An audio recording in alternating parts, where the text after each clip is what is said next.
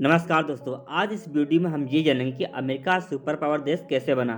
क्या कभी यह देश गुलाम हुआ करता था? क्या कभी इस देश में गरीबी या भुखमरी हुआ करती थी? आज अमेरिका हर एक क्षेत्र में सबसे आगे है, वह चाहे इकोनॉमी हो या परमाणु बम हो या स्पेस के मामले में हो। और दुनिया की सबसे बड़ी बड़ी कंपनियां, बड़ी बड़ी फैक्ट्रियां आज अमेरिका में है। दुनिया की नंबर 1 एजुकेशन सिस्टम अमेरिका के पास है। दुनिया की सबसे ज़्यादा मजबूत करेंसी अमेरिका के पास है। आज अमेरिका सुपर पावर देश कैसे बना, आइए जानते हैं इस वीडियो में। आज के समय में अमेरिका एक सुपर पावर देश है। विश्व में हर छोटे से लेकर बड़े मसलों पर अमेरिका का हस्तक्षेप रहता है। अमेरिका में होने वाली हर घटना का असर दुनिया के अन्य देशों पर पड़ता है। अमेरिका का नाम लेते ही मन में एक विकसित और शक्तिशाली देश की कल्पना मन में उभरती है। कोई भी देश अमेरिका से दुश्मनी मोल नहीं लेना चाहता। अमेरिका आज हर क्षेत्र में सबसे आगे है। प्रश्न है, ये कैसे हुआ? अमेरिका की खोज 1452 ईस्वी में क्रिस्टोफर कोलंबस द्वारा की गई थी, जो कि एक समुद्री नाविक था जो कि यूरोप का रहने वाला था। जब यह व्यक्ति यूरोप लौटा तो उसके नाम पर अमेरिका का नाम रख दिया गया था। इस प्रकार अमेरिका के नाम की उत्पत्ति हुई और क्रिस्टोफर कोलंबस को अमेरिका की खोज करने वाले व्यक्ति के नाम से जाना जाता है। अब अंटार्कटिक महासागर के पास इस अनजान जगह को हर कोई जान चुका था और उस समय सबसे ताकतवर देश यूरोपियन देश हुआ करते थे। स्पेन, फ्रांस, ब्रिटेन यहाँ अपना वर्चस्व स्थापित करने के लिए आने लगे।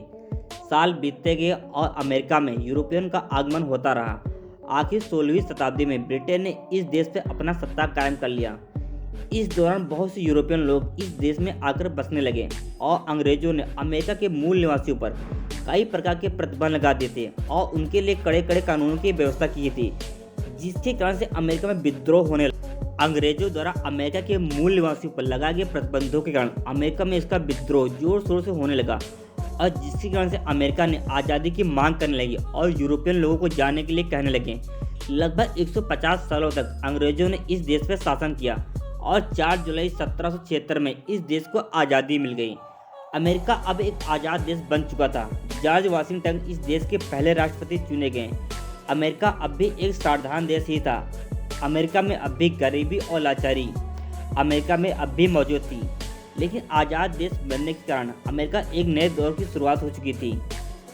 जॉर्ज वाशिंगटन इस देश के पहले राष्ट्रपति बने और उसके साथ उन्होंने अमेरिका में लोकतंत्र की शुरुआत की और यहाँ से शुरू हुई अमेरिका की सुपर पावर बनने की कहानी। जब प्रथम विश्व युद्ध हुआ 1914 से लेकर 1918 तक, इस युद्ध में यूरोप के अधिकतर ताकतवर देश पूरी तरह तबाह हो चुके थे।